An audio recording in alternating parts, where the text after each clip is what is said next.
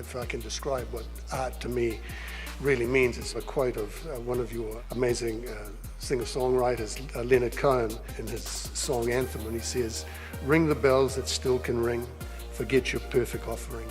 There is a crack in everything, that's how the light gets in." Although I would love that artists like myself were the light of the world, we're actually, I don't believe we are. We create cracks to allow light to come through. That's our job, and I find that quite exhilarating.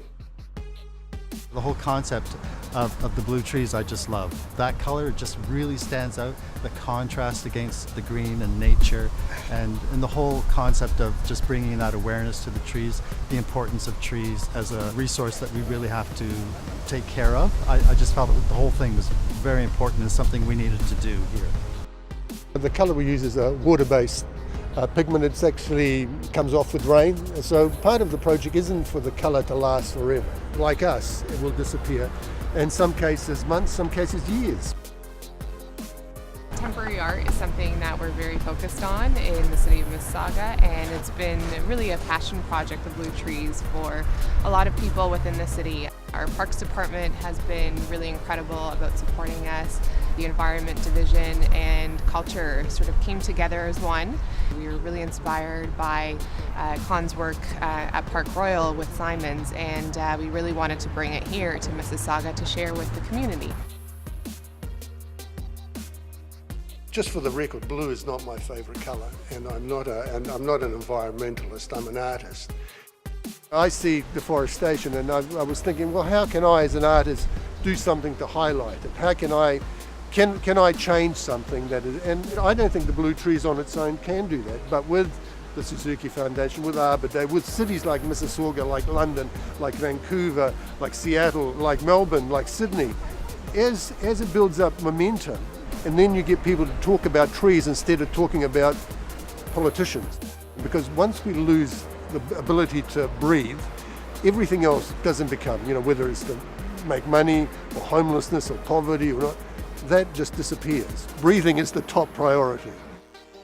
It really ties into all of our values at Simons. For example, our love for art. We have original works of art in every single one of our stores, mostly from local artists. And then there's also the environmental aspect of things. Like everyone else, we're more and more conscious about the environment, and we're trying to help spark those conversations, but also take action. Blue Trees, and it's a great initiative. As soon as I heard about this initiative, me and my manager, we both went out and tried getting as many students to come out today. So I was really excited for this day. It actually is relaxing. I'm not much of an artistic person in terms of sort of creating my own art, but this is really fun and easy. I don't have to worry about oh God, is it gonna look nice? Am I drawing it right? You kind of just take the brush to it and just kind of go crazy with it, and then you look around and it looks awesome. It's really electric what they're doing. I think it's a beautiful thing where the community gets involved from the ground up, so not just touching it and experiencing it, but also really making the artwork itself. The fact that I'm painting a living organism, I'm painting a tree, and the artist has taken the care to assure us that these trees are not being harmed in any way, that this is really just a way to highlight and showcase something that's so important to us that we walk by and don't pay attention to on a daily basis. And the Living Arts Center is all about putting art in our lives. A little girl and her mother were walking to the library from over there, and as she was about 3 or 4 years old, and as she started to walk towards the library with holding her mother's hand, she let go of her mother's hand and ran to the, "Mum, a blue tree," and she gave it a big hug.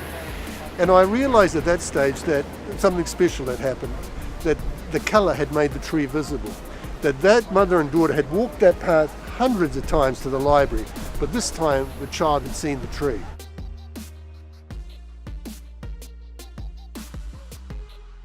What I am, and I think what we all are, is a part of the main, a piece of the continent, which is what John Donne said. We are not islands entire of self. Or if John Donne was here today, he would say, Whatever happens in Vegas can no longer stay in Vegas. Whatever happens in Vegas will affect what happens in Butte, Montana, Seattle, Washington, Mississauga, Canada. If we don't learn to change the way we respond to nature and the forests and the seas, then the bells will certainly be tolling for us all. We change only through inspiration or desperation. And I think the Blue Trees tries to really inspire people by changing their environment. A lovely singer-songwriter, again Canadian, Joni Mitchell, and the Yellow Taxi, they cut down the trees and put them in a tree museum. You pay $1.50 just to see them. But I think with cities like Mississauga, London, raising the flag saying, we are drawing a line here. Our trees, our urban trees, are supporting these incredible old forests that are disappearing. And I think that is quite an important thing.